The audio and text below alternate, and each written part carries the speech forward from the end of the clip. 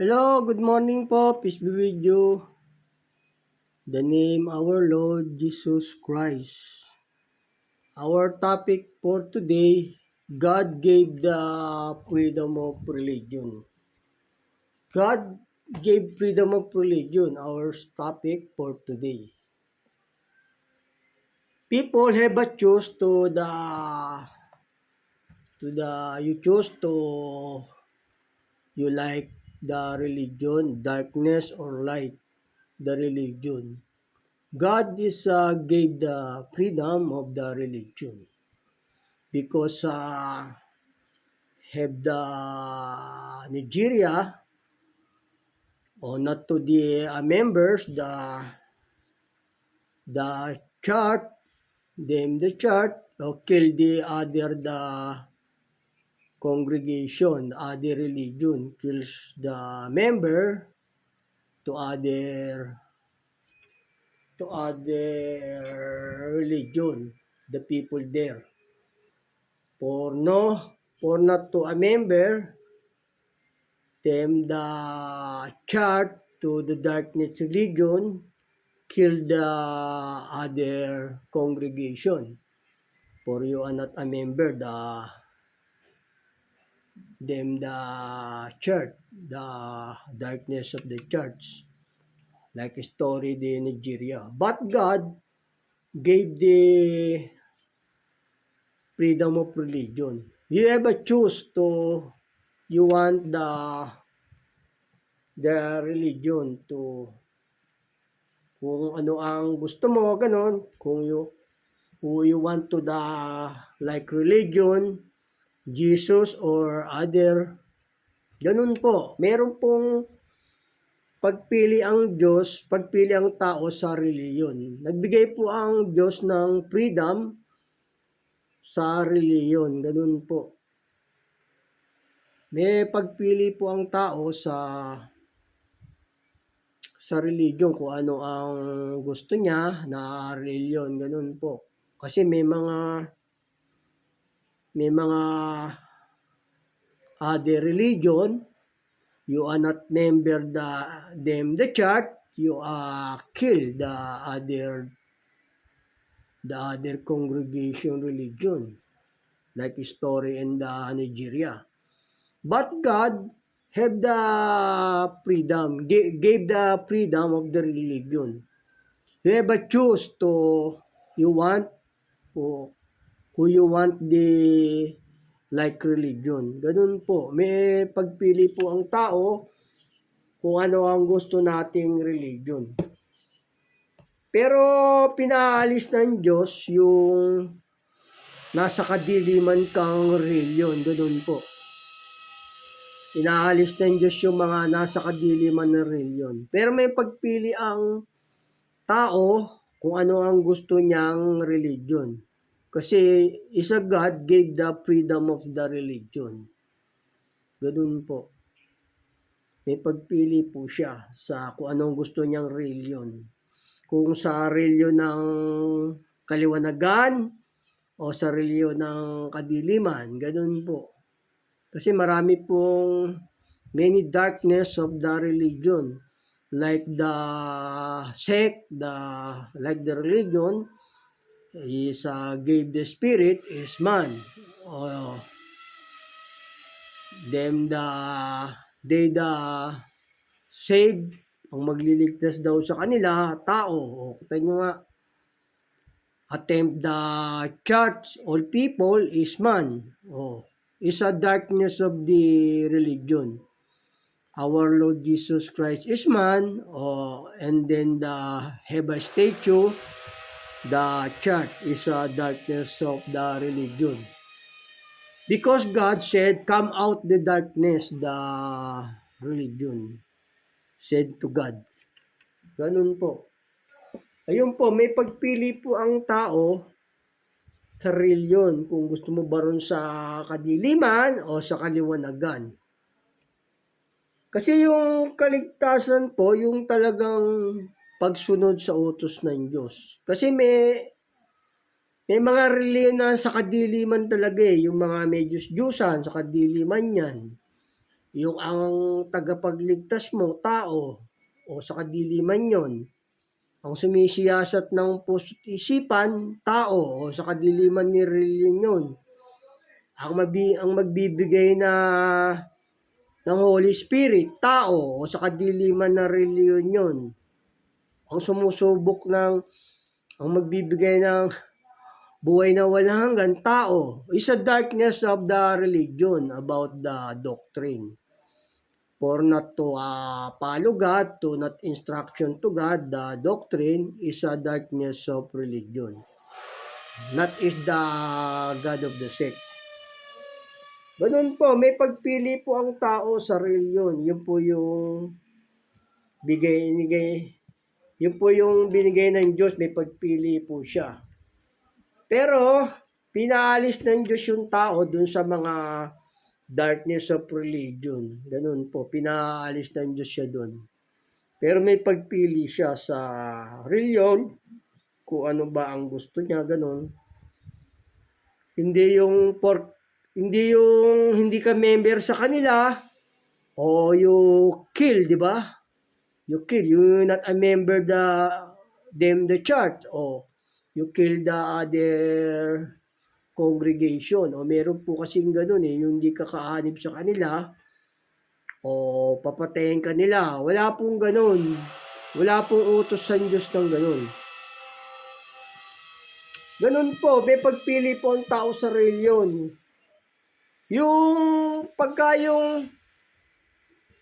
Kung ano yung pinili ng taong reliyon, hindi mo siya pwedeng hatulan kasi sa Diyos po ang paghatol.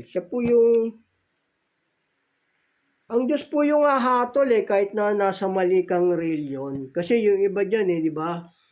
Hinahatulan na nila, o pagka hindi ka miyembro sa kanila, papatayin ka nila, o bawal po sa Diyos yung ganun, o ganun. Bawal po sa Diyos yun, yung hindi ka miyembro tapos papatayin mo yung tao, bawal po sa Diyos yun. Yung mga mamamatay tao sa impyerno po yun, yung mga ang kalalagyan nila sa impyerno, yung mga mamamatay tao. According the Holy Scripture. Pagka hindi membro sa inyo, wag yung papatayin kasi bawal sa Diyos yun. Maimpyerno kayo nun. Kasi pagka yung tao nasa kadiliman, hindi ba siya pwedeng hatulan? Kasi sa Diyos yung pagiganti, siya ang gaganti ron Kahit na hindi sa inyong membro, hindi nyo dapat siya patayin. Kasi may choose po ang tao, may pagpili po ang tao kung ano ang gusto niyang reliyon. Pero pinaalis ng Diyos doon yung mga tao sa mga maling reliyon, ganun po. Pero may pagpili siya, hindi mo siya pwedeng patayin kasi nga yung mamatay tao, porkit hindi membro sa inyo, papatayin nyo, bawal po yun. Maimpyerno kayo. Kasi ang tao binigyan ng Diyos ng choose kung ano gusto niyang reliyon, ganun po. May pagpili siya. Hindi nyo pwedeng hatulan na you not to execute the death about not you a member in your church. O hindi, bawal sa Diyos yun. Ang mamatay tao po sa impyerno po yun. Sa impyerno po mapupunta yung mga mamamatay tao. Hindi kayo pwedeng humatol, sabi po ng banal na kasulatan. Kasi sa Diyos po yung pagiganti. May pagpili po ang tao kung ano gusto niyang reliyon. Pero yung hindi sa inyong miyembro, hindi nyo dapat patayin yun kasi bawal sa Diyos yung pumatay, maimpyerno po kayo. Sa Diyos po ang pagiganti. Sa Kanya ang pagiganti. According to the Holy Scripture. Ganun po. Kung nasa kadiliman yung hindi miyembro, wala siya tamang reliyon, hindi nyo pwedeng patayin kasi sa Diyos po yung pagiganti. Hinatulan na ng Diyos yun, yung wala sa tamang reliyon, wala sa tamang pananampalataya, hinatulan na rin ng Diyos yun, ganoon po. Hindi nyo pwedeng patayin yung tao kung wala sa inyong, hindi kaanib sa inyong reliyon. Ganun po. Kasi kung kasi sa Diyos po yung pagiganti, gaya sabi rito, sa Diyos po yung pagiganti, kasi yung mamamatay tao, sa impyerno po mapupunta yun. Ganun po, hindi kayo pwedeng humatol. Yun po yung sabi ng banal na kasulatan. Ito po sabi ng banal na kasulatan dito. Sa Diyos po kasi ang pagiganti, kahit wala ka sa tamang reliyon, sa Diyos din ang pagiganti, siya po ang gaganti, ganun po. Ito po sabi ng banal na kasulatan dito. Sa Roma 12:19, huwag kayong maghigantihan mga iniibig, kundi bigyan ninyong daan ang galit ng Diyos, sapagkat nasusulat, akin ang paghiganti, ako ang gaganti, sabi ng Panginoon. O siya ang gaganti, kahit na nasa mali siyang reliyon, hindi nyo pwedeng execute, you judge to death the people for not you member them in your church, o hindi niya po siya pwedeng atulan. Sa Diyos yung pagiganti kahit na nasa labas siya ng pananampalataya, o Diyos po ang pagiganti sa ganun. Kasi may choose po ang tao kung anong gusto niyang daan o piliin na daan, ganun po. Yung piliin niyang reliyon. Pero pinaalis po ng Diyos yung tao dun sa mga darkness of the religion. Ganun po, pinaalis ng Diyos. Pero hindi niyo siya pwedeng atulan kasi nga sa Diyos ang pagiganti. Gaya rin sabi rito sa sa Hebreo. Sa Diyos po ang pagiganti. Kasi yung mga nasa maling reliyon, hinatulan na ng Diyos yun. Yung maling pananampalataya, hinatulan na ng Diyos yun. Hindi nyo siya pwedeng execute, to kill, to death the person. Kahit na nasa mali pa siyang reliyon. Kasi God gave the freedom of the religion. Ganun po. Sa Diyos po yung pagiganti. Ito po sabi ng banal na kasulatan dito sa Hebreo. Siya yung gaganti. Dito po sa Hebreo 10:30. Sapagat ating nakikilala yaong nagsabi, akin ang pagiganti, ako ang gaganti, at muling hukuman ng Panginoon ang kanyang bayan. O yun kanya kasi yung pagiganti yun sa Diyos. Hindi kayo pwedeng mag-judge, for you are not a member, then your church, you kill the people, the person, o forbidden by God about this, to you kill the person. Killer is going to hell according to the Holy Scripture. Not you to judge any person for the religion. Not you a member in them your church. You kill the religion, the person, the people. No. God is the judge only. According the Holy Scripture. Sa Diyos lang po yung pagiganti, hindi kayo pwedeng humatol. Kasi yung hinatol nyo, hinatulan na din kayo noon, ganun po. Bawal po yung humatol sa yung hindi nyo miyembro, tapos papatayin nyo, bawal po yun sa Diyos. Kasi God gave the freedom of the religion. Bawal pong humatol. Ito po sabi sa Diyos po yung pagiganti. Ganun po. Ito sabi ng banal na kasulatan dito. Huwag kayong magsihatol upang huwag kayong hatulan. Sapagkat sa hatol na inyong ihahatol ay hatulan kayo. Ayan At sa panukat na inyong isusukat ay susukatin kayo. Huwag kayong humatol. Bawal po sa Diyos yung humahatol kayo. Kasi yung mamatay tao sa impyerno po yun. Kahit na po siyang nasa any member of the religion, you not judge the people according to God. Only God to judgment. Ganun po. Kasi kung humahatol ka, natulan ka na rin ng Diyos yun. Sabi ng banal na kasulatan di ba? Ganun po, sa Diyos po yung pagiganti. Kaya hindi po tayo pwedeng humatol pagka yung hindi sa inyong miyembro tapos you kill the people, the other religion or congregation, you kill, is forbidden by God about this. Not to judge to other people. Bawal po sa Diyos yun. Kasi God gave the freedom of the religion. Ganun po. Hindi nyo pwedeng atulan yung mga tao. Hindi kayo pwedeng pumatay. Kasi yung mamatay tao, sa impyerno po yun mapupunta. Sa Diyos po ang paggatol. Ganun po yung sabi ng aral po ng Diyos. Pagka mamatay tao, sa impyerno po yun mapupunta. Ito po sabi ng banal na kasulatan. Sa Diyos po ang paghatol. Ganun po. Ito po sabi ng banal na kasulatan dito. Sa Apokalipsis. Apokalipsis 22:15. Na nga sa labas ang mga aso at ang mga manggagaway at ang mga mapakiapid at ang mga mamatay tao. Ayun, mamatay tao sa impyerno po yun. At ang mga mapagsamba sa Diyos-Diyosan at ang bawat umiibig at gumagawa ng kasinungalingan. Ayun, sa impyerno po yun mapupunta. Nasa labas po yun ng congregation. Sa impyerno po yun mapupunta. Yung mga mamatay tao. Bawal pong humatol pagka hindi miyembro sa inyo. Ganun po.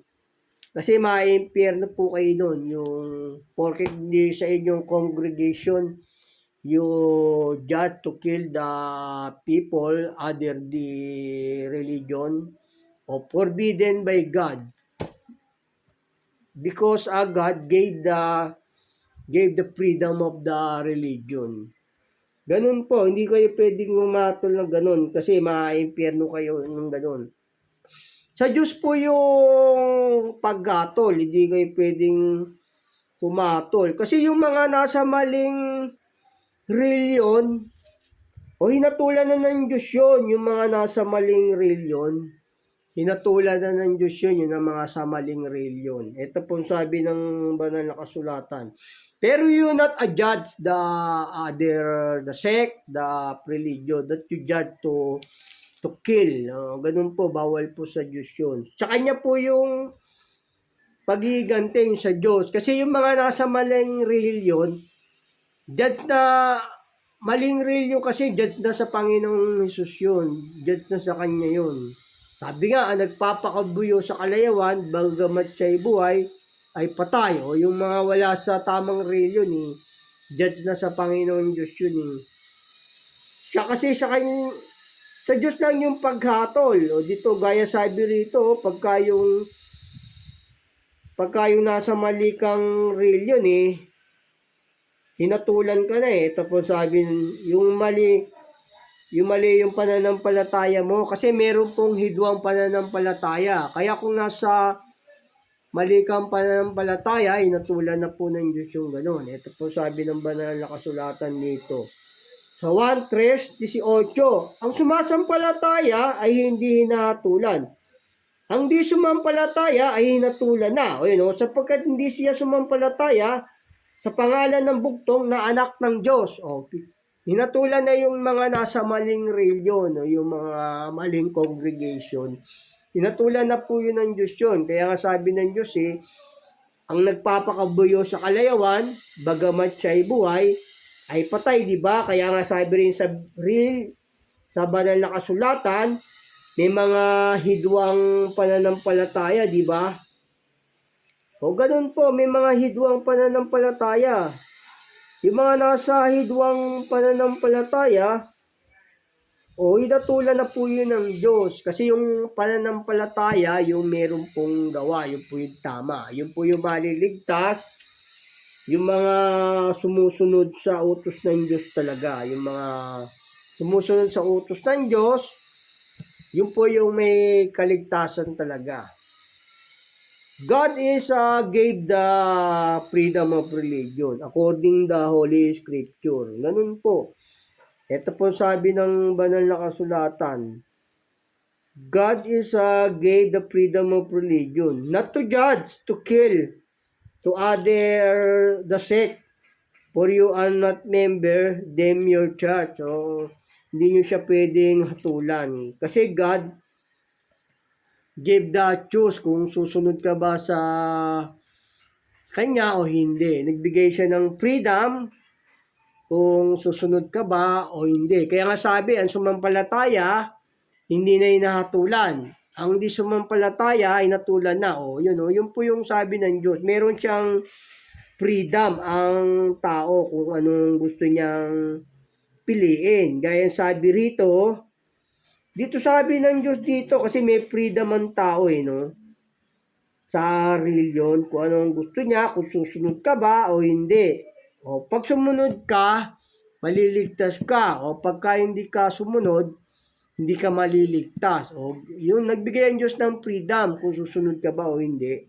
Pero now, said God, you come out the darkness of the religion. Ganun po, sabi ng Diyos. Kung gusto mo maligtas, come out the darkness of the religion. Pero God gave the freedom of religion. Kung anong gusto mo, kung susunod ka ba o hindi. Kasi nagbigay siya ng freedom for the religion. Pag sumunod, maliligtas ka. Pagka hindi sumunod, hindi ka maliligtas. Ito po sabi ng banal na kasulatan. Nagbigay siya ng freedom for the religion. Kung anong gusto mo, kung sa kasamaan ba o sa kabuhayan o ganun. Kung piliin mo yung sa kabuhayan o sumunod ka para maligtas ka. Yun po yung tunay na kaligtasan pagsunod po sa utos ng Diyos na wala pong maling pananampalataya. Ganun po. Ito po sa Deuteronomio. Nagbigay siya ng freedom dito kung anong gusto ng tao. Ito po sa Deuteronomio 30, 14-15. Pag sumunod, maliligtas ka. Pag hindi sumunod, you want to darkness the religion, or no save there, the darkness of religion. Like the darkness of religion, our Lord Jesus Christ is man, or darkness of the religion there. Heba statue, the church, this is a darkness of the religion. Because God is spirit. Kaya pagka may pagpili ang tao, itong sabi ng banal na kasulatan, nagbigay ang Diyos dito kung ano gusto mo kung sa daan ka ba ng buhay o sa daan ng kamatayan, ganun po. Pero hindi mo pwedeng atulan yung tao porket na hindi sa inyong miyembro tapos you kill the people. Bawal po sa Diyos yun. Ma-impyerno rin po kayo pagka pumatay kayo according the Holy Scripture. Ganun po. Pabayaan nyo silang nasa maling religion. Ganun po yun. Yun po yung gusto nila yung pagsunod kasi, yun po yung tunay na kaligtasan pag sumusunod sa Diyos. Ito po sabi ng banal na kasulatan, nagbigay ang Diyos ng Diyos sa tao rito kung anong gusto niya, yung sa buhay o sa kamatayan. Ito po sa Deuteronomio 30:14. Kundi ang salita ay totoong malapit sa iyo, sa iyong bibig at sa iyong puso upang iyong magawa. Tignan mo na iniligay ko sa harap mo sa araw na ito ang buhay at ang kabutihan, at ang kamatayan at ang kasamaan. Nagbigay ang Diyos ng freedom sa tao Kung anong gusto mo, kung sa kamatayan o sa buhay. Kaya may pagpili ang tao kung you have a choose. You have a choose to the religion. You want to the darkness or want the like the religion.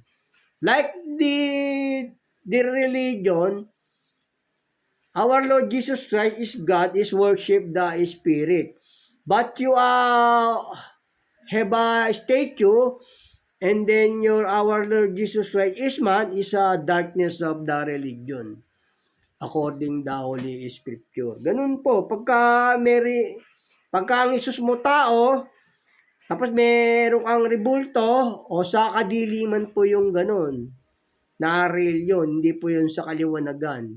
Pero kung ang Isus mo, Diyos, na nagkatawan tao o sumasamba ka sa espiritu, yun po yung light of the religion. Ganun po.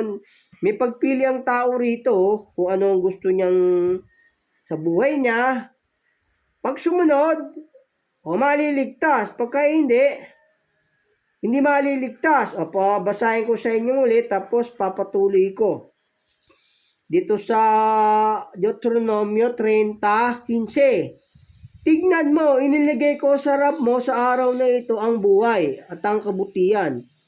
At ang kamatayan, ang kasamaan, na inutos ko sa iyo sa araw na ito. Kaibigin mo ang Panginoong Diyos na lumakad ka sa kanyang mga daan at tuparin mo ang kanyang mga utos at ang kanyang mga kahatulan upang ikaw ay mabuhay at dumami at upang pagpalain ka ng Panginoon mong Diyos sa lupain na iyong pinapasok upang ariin. Ayun pagpapalain dito pagka yung sumunod. Pero pagka hindi ka sumunod, lilipulin ka naman ng Diyos. Kung nasa darkness of religion ka, lilipulin ka naman ng Diyos noon. Ngunit kung ang iyong puso ay lumiko at hindi mo didinggin, kundi maliligaw ka at sasamba ka sa ibang mga Diyos at maglilingkod sa kanila, maglilingkod ka sa Jesus na tao, sa mga rebulto, lilipulin ka ng Diyos doon pagka ganun yung aral yun po yung darkness of the religion. You have a statue, tapos ang tagapagligtas mo, tao, ang Panginoong Hesus tao, yun po yung darkness of the religion. Kaya nga, alinmang kasinungalingan ay hindi sa katotohanan, sabi ng banal na kasulatan, di ba? Katotohanan ba yon? Yung may-ari ng langit at lupa, tao, ang tagapagligtas, tao, ang magbibigay ng buhay na walang hanggan, tao, ang magbibigay ng Holy Spirit, tao, ang sumusubok ng puso't isipan sa buong mundo ng mga tao, ay ang Panginoong Hesus, tapos sa kanila tao, yung mga darkness of religion po yun, yung mga maling aral, maling turo, yun po yung mga nasa hindi sumusunod, mga maling aral, yun po yung mga darkness of the religion. Ganun po. Pero you not to judge any religion. You judge kill the person. Bawal po sa Diyos yun. Ganun po. Kasi yung maling religion, ninatulan na ng Diyos yun, di ba? Sabi sa banal na kasulatan. Kung sumasampalataya sa Kanya, hindi nahatulan. Ang hindi sumasampalataya, hinatulan na yung mga nasa maling religion po. Ganun po, yun Ito, pagka hindi sumunod, lilipulin ng Diyos, di ba? Sabi rito, pag sumunod, hindi lilipulin. Meron Diyos ang tao rito. May Diyos meron siyang choice sa pagpili kung ano ang gusto niya. Kung susunod ba siya o hindi. Marami kasing ganun. Ito, basahin ko naman sa inyo rito sa Deuteronomio 30:19. May pagpili kasi ang tao rito kung anong gusto niyang piliin kung susunod ba siya sa aral ng Diyos o hindi. May pagpili siya. He but choose. God gave choose the religion to the people. Ito po sabi ng banal na kasulatan dito. Sa Deuteronomio 30:19. Aking tinatawag ang langit at ang lupa na pinakasaksi laban sa inyo sa araw nito. Na aking inilagay sa harap mo ang buhay at ang kamatayan. Yung buhay kasi pag sumunod ka sa utos ng Diyos. Pag yung kamatayan, pagka mali yung aral mo, mali ang pagsunod mo. Yun po. Kaya may choose po yung tao. Not to judge to other religion, to execute kill the other people, like in the Nigeria, di ba? Nangyayari doon. Bawal po sa Diyos yun. Maimpyerno kayo doon. Only God to judge the religion, the people. Ganun. Hindi kayo pwedeng humatol. Patuloy ko po. Basahin ko sa inyo, tapos papatuloy ko po. Aking tinatawag ang langit at ang lupa na pinakasaksi laban sa inyo sa araw na ito. Na aking nilagay sa harap mo ang buhay at ang kamatayan, ang pagpapala at ang sumpa. Kaya't piliin mo ang buhay upang ikaw ay mabuhay, ikaw at ang iyong bini. At iyong ibigin ang Panginoon mong Diyos na sundin ang kanyang tinig at lumakip sa Kanya sapagkat Siya ang iyong buhay at ang kalaunan ng iyong araw upang matahanan mo ang lupain ay sinumpa ng Panginoon sa iyong mga magulang, kay Abraham, kay Isaac, at kay Jacob na ibinigay sa kanila. Ayun o, may choose po ang tao na piliin kung anong gusto niya. Kasi may mga maling reliyon ayaw sumunod sa utos ng Diyos, di ba? Gusto pa nila sa mali. Ganun po, may pagpili po ang Diyos.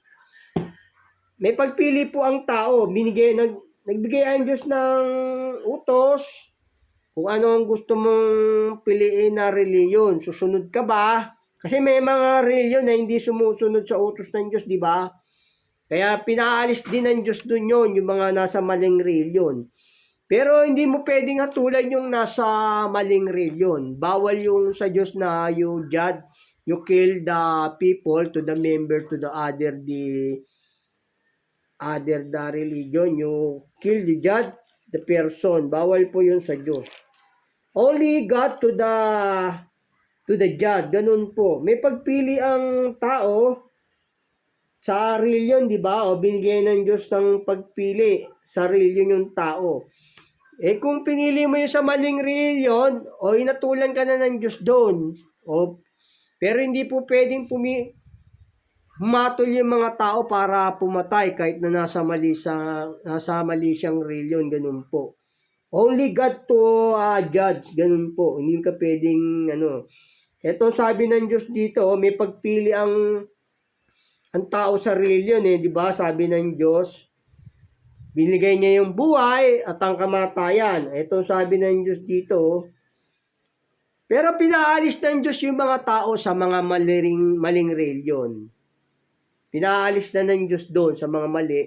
Gusto niya sumunod na sa Kanya. Pero hindi tayo pwedeng humatol na kill the person for not you a member, them your church. Hindi pwede. Kailangan Diyos po ang judgment, ganun po, sa Kanya ang hatol. Hindi po tayo pwedeng humatol doon. Kung humatol ka, inatulan ka rin ng Diyos noon. You kill the person, o inatulan ka na rin ng Diyos noon, sabi sa banal na kasulatan. Ito po, may pagpili ang tao rito sa reliyon, gaya sabi ng Diyos din dito. Sa Ezekiel 20:25. Dito po sa Ezekiel 20:25 at saka 39. Bukod dito, binigyan ko sila ng mga palatuntunan na hindi mabuti at ng katulan na hindi nila kabubuhayan. Ayun, hindi nila kabubuhayan, sabi rito.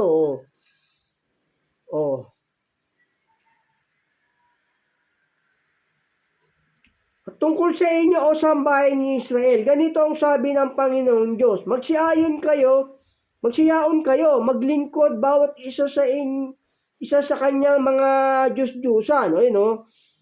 At sa harapin man, kung hindi ninyo ako didinggin. Kung hindi mo didinggin yung utos ng Diyos, payag na yung Diyos na maglingkod ka ron sa ribulto. Pero wala pong kaligtasan doon, yung maglilingkod ka sa mga hindi tunay na reliyon, tunay na Diyos. Wala pong kaligtasan sa ganun. Payag na yung Diyos maglingkod ka sa mga ribulto sa mga hindi tunay na Diyos. Pero wala pong kaligtasan sa ganun. Ito sabi ng Diyos,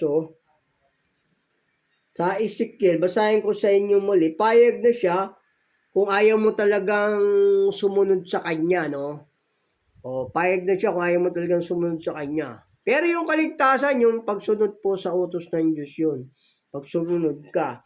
Kasi binigyan ka ng Diyos ng palatuntunan na hindi nyo kabubuhayan yun yung pagkayong nasa ribulto kayo. Ito sabi ng banal na kasulatan dito, basahin ko sa inyo muli.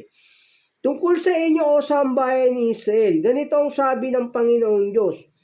Magsiyaon kayo, maglingkod bawat isa sa kanyang mga Diyos. At sa harapin man, kung hindi ninyo ako didinggin. Payag na yung Diyos maglingkod ka sa mga Diyos-Diyusan Pero wala pong kaligtasan doon. Ngunit ang aking banal na pangalan hindi na ninyo lalapastanganin na inyong mga kaloob at ng inyong mga Diyos-Diyosan. O yun, payag niya yung Diyos kung talagang ayaw mo sa Kanya. Paglingkod ka sa mga Diyos-Diyusan, payag na siya. Pero wala pong kaligtasan sa ganun, sabi ng banal na kasulatan. O basahin ko sa inyong muli. Payag na siya rito maglingkod ka sa Diyos-Diyusan, sa mga hindi tunay na Diyos, pero wala kang kaligtasan doon. Kumbaga, sabi, hinatulan na ng Diyos yun. Binigyan sila ng Diyos ng palatuntunan na hindi nila kabubuhayan. Ganun po. Ito sabi ng banal na kasulatan, basahin ko sa inyo rito. Payag yung Diyos dito, maglingkod ko sa mga hindi tunay na Diyos, no? Pero hinatulan ka na ng Diyos yun. Sabi nga, ang sumampalataya sa Kanya, hindi hinatulan. Ang hindi sumampalataya, hinatulan na, di ba? Sabi sa 1. Ganun po, payag siya, pero hinatulan ka na ng Diyos yun. Kung ayaw kang sumunod, payag na siyang piliin mo yung Diyos-Diyosan dito. Ito sabi ng banal na kasulatan. Basahin ko sa inyo muli. Tungkol sa inyo, o sambahay ni Israel, ganito ang sabi ng Panginoong Diyos, magsiyayon kayo, maglingkod bawat isa sa kanyang mga Diyos, mga Diyos-Diyosan, at sa kaharapin. Kung hindi ninyo ako didinggin. Ngunit ang aking banal na pangalan na hindi ninyo lalapastanganin ng inyong mga kaloob at ng inyong mga Diyos-Diyosan. O kung hindi ka susunod, payag na yung Diyos dito, maglingkod ka dun sa ibang mga Diyos. Pero hinatulan na ng Diyos yun. Hinatulan na. Binigyan sila ng Diyos ng palatuntunan na hindi nila kabubuhayan. Ganun po. Pagka yung hindi ka sa tunay na pananampalataya, ganun. Pero payag siya. Pero hindi sinasabi na, bawal kasing pumatay. Ganun po. Ito, binigyan sila ng Diyos ng palatuntunan, na hindi nila kabubuhayan pagka nasa Diyos-Diyosan ka. Ito po sa Ezekiel 25. Bukod dito, binigyan ko sila ng mga palatuntunan na hindi mabuti at ang mga katulan na hindi nila kabubuhayan. Yung mga Diyos-Diyosan, hindi mo ikaliligtas yun, hindi mo ikabubuhayan yun, sabi ng banal na kasulatan. May pagpili po ang tao, may choose ang tao kung anong gusto niyang reliyon o hindi. Pag sumunod, maliligtas, o pagka hindi sumunod, hindi maliligtas. Ganun po yung aral po ng Diyos. Pag sumunod ka, maliligtas ka. Pagka hindi, hindi ka maliligtas. Ganun po yung sabi, di ba? Mahaba po kasi itong nasa Levitico at saka Deuteronomio, yung mga sinabi ng Diyos dun. Na pag sumunod, maliligtas. Pagka hindi maliligtas. Ganun po. Pero pagka kasi nasa maling reliyon ka, inatulan ka na ng Diyos doon. Inatulan na ng Diyos yung mga ganun. Yung sabi nga may daan na tila matuwid sa tao, ngunit ang dulo na yun, nasa daan ng kamatayan, di ba? Ganun. Natulan na ng Diyos yun ang mga sa maling sekta, maling reliyon. Pero hindi pwedeng mag-judge ang tao para patayin yung mga tao gaya ng nangyayari sa Nigeria, di ba? Pagka hindi nila member pinapatay, bawal po sa Diyos yun. Yung mamatay tao sa impyerno po yun, di ba? Kasi yung nasa mali kang reliyon, hinatulan na ng Diyos yun, according the Holy Scripture, di ba? Sabi ron sa 1, gaya rin dito sa Kawikaan, sabi rin dito sa Kawikaan dito.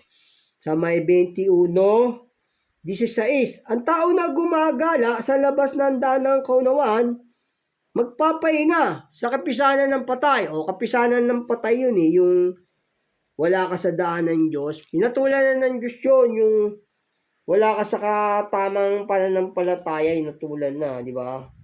Ganon. Pero hindi tayo pwedeng humatol. Kung nasa mali kang reliyon, hindi ka pwedeng humatol.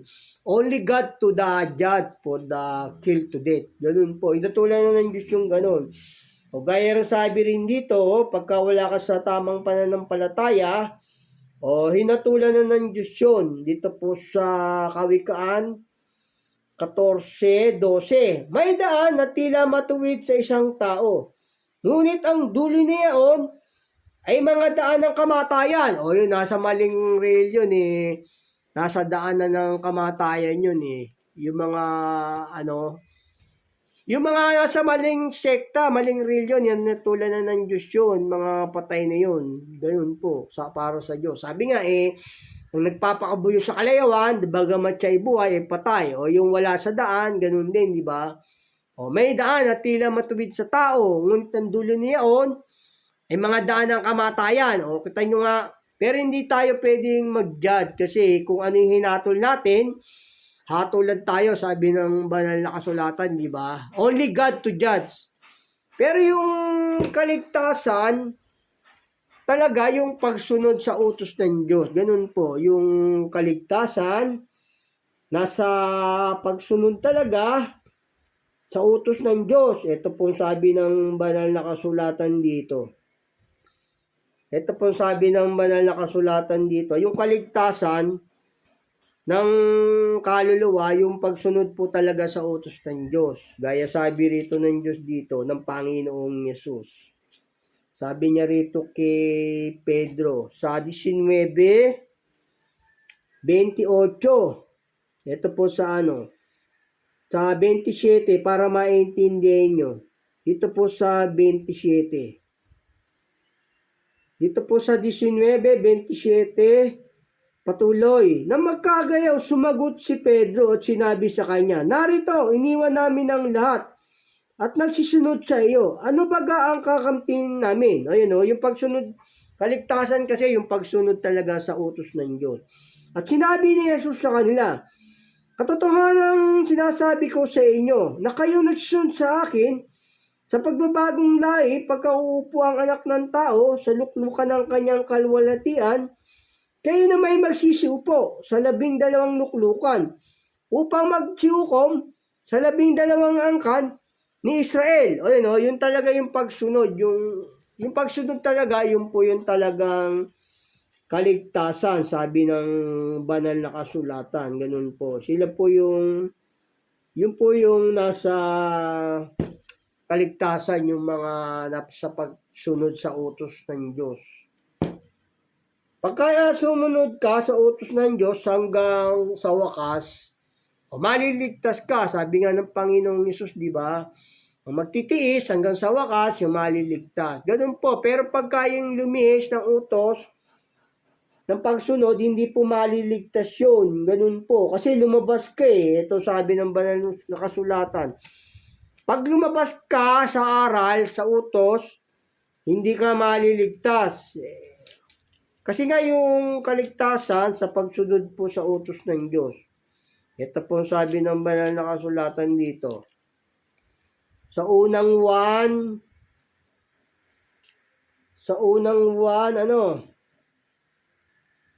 ito po sa unang 1, yung mga lumabas, hindi na po sa Diyos yung ganon. Mga antichrist na po yun, yung mga nagsilabas sa utos ng Diyos, sa aral, mga antikristo po yun, yung hindi sumusunod sa utos ng Diyos.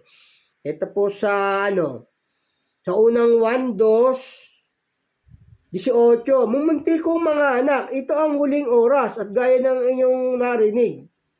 Nadarating ang antikristo, kahit ngayon, lumitaw ang marami ng antikristo. Kaya nga, nalalaman natin na ito na ang huling oras. Sila ay nagsilabas sa atin. O yun, lumabas sa aral sa pagsunod. Ngunit sila ay hindi atin. O hindi na sa atin. Yung lumabas sa aral, hindi na sa congregation of God yun. Sapagkat kung sila ay sa atin, nagsisipanatili sana sa atin. Ngunit nang nagsilabas upang sila ay mahayag, silang lahat ay hindi sa atin. O yun, lumalabas sa pagsunod sa aral ng Diyos. Mga antikristo na po yun, inatulan na po ng Diyos yung ganun. Yung mga hindi sumusunod sa utos ng Diyos. Ayun, may pagpili po tayo sa Diyos sa mga may pagpili po sa reliyon ng tao, pero hindi po pwede mag-judge yung tao. Kaya nga sabi, naparito ang ilaw, di ba?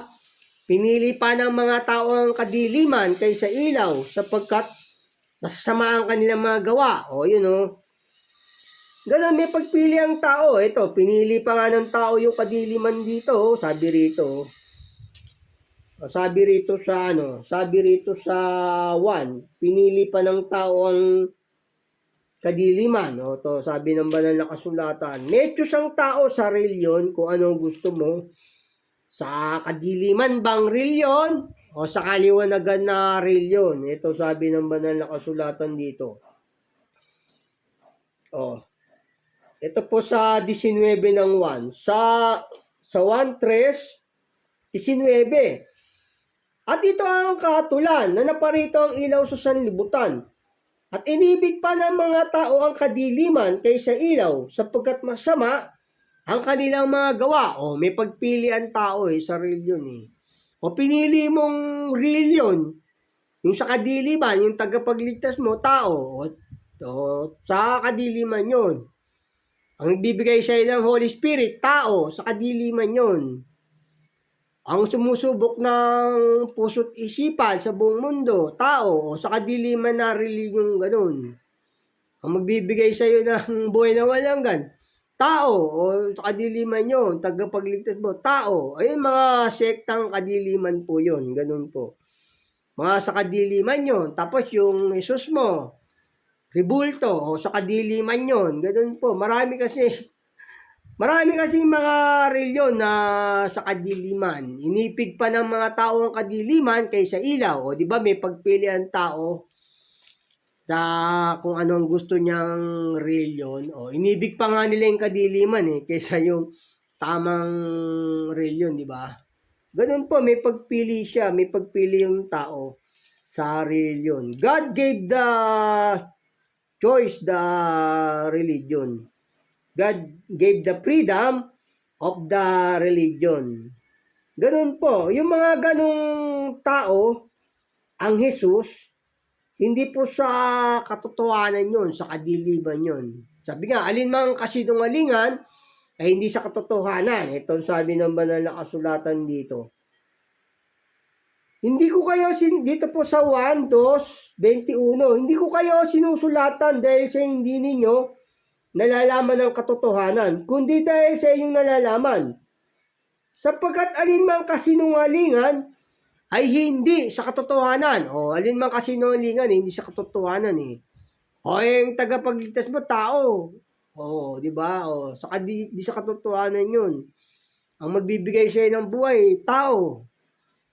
Ang magliligtas sa iyo, tao. Ang sumusubok sa puso't isipan ng tao sa buong mundo, tao. Hindi po yun. Kasi Diyos lang ang nakakagawa nun. Diyos lang po nakakagawa doon, yung magliligtas sa buong sanlibutan. Hindi po kayang gawin ng tao yun.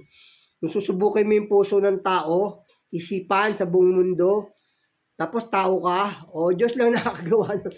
Mali po yun. Kaya yung alinmang kasinungalingan ay hindi sa katotohanan. Yun, mga darkness of religion po yun. Yung mga maling aral, mga maling turo, ganun po. Pero pinaalis ng Diyos yung mga tao doon sa mga maling sekta.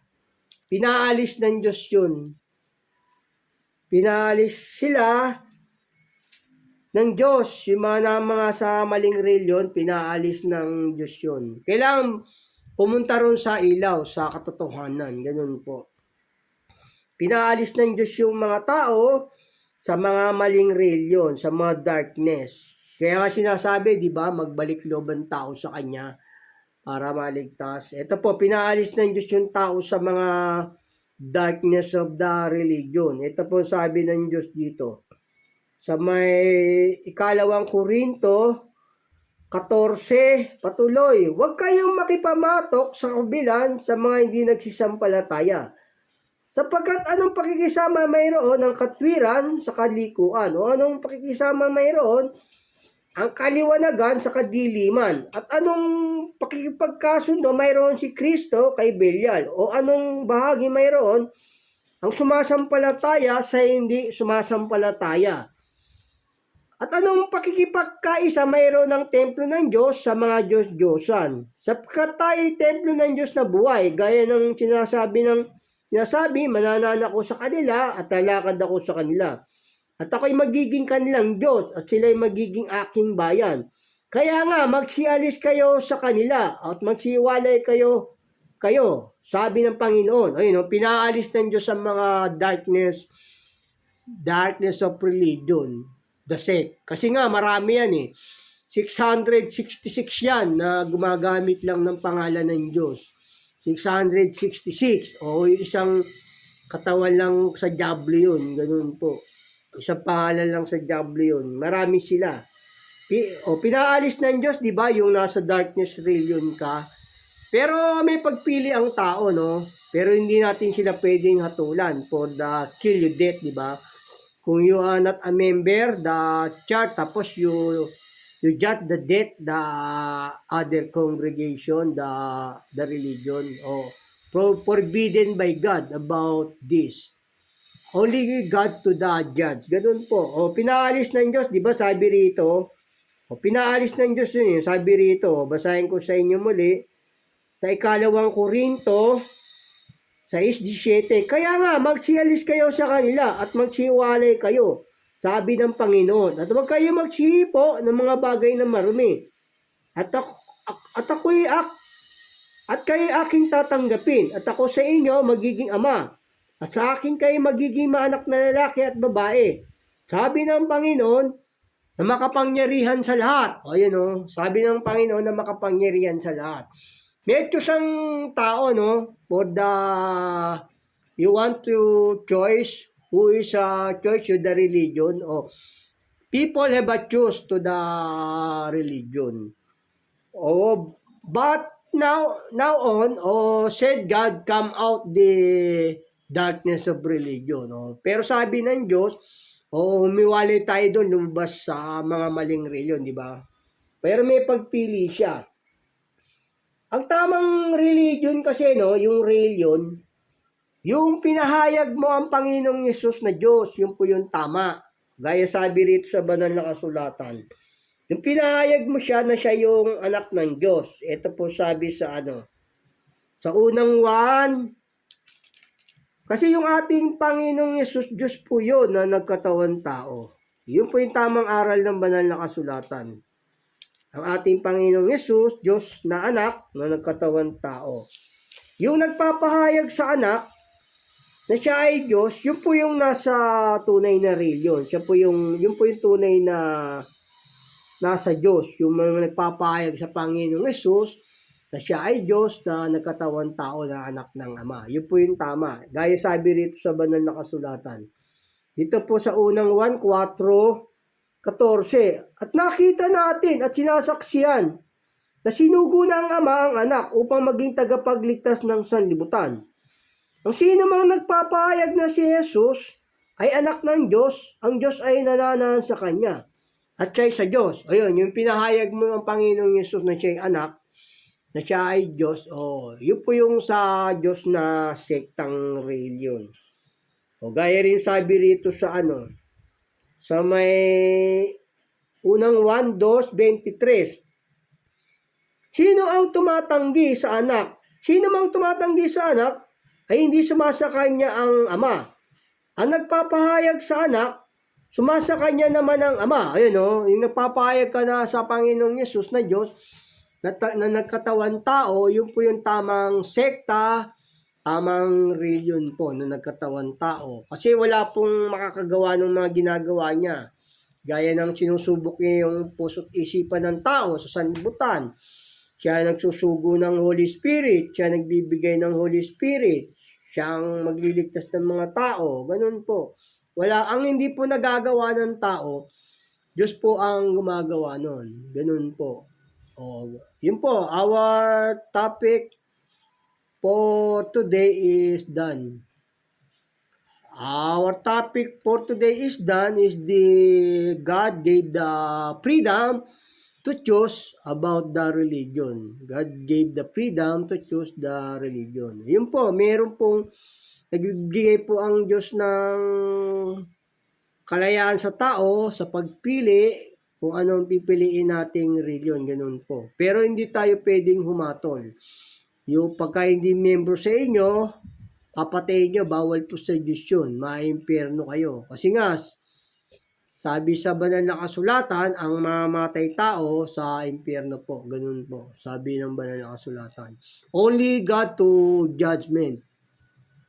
Any people not you accept the people kill like there in the Nigeria story. God bless po. Yun po yung ating paksang natapos.